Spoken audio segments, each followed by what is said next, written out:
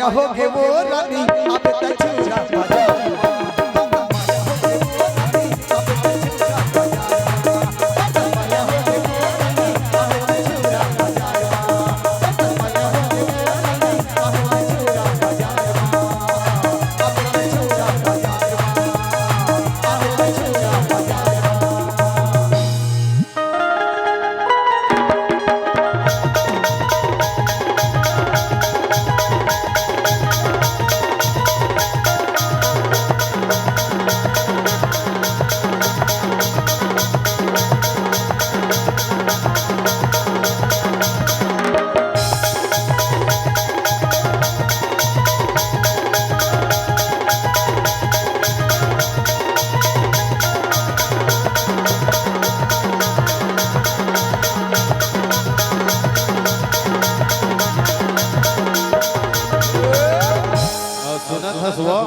अकेली नदिया ढोल का मन जाए कर कथों रही जाना फंस रहे बड़े हाथिया भालू निकले हैं और जाथस ना तो सखी सहेली बन के साथ में जा कर कथों विश्वकर्मा समिति वाला भैया मन तरफ से 100 रुपए पुरस्कार मिले हैं हमारे रंगदार परिवार को से बहुत बहुत धन्यवाद।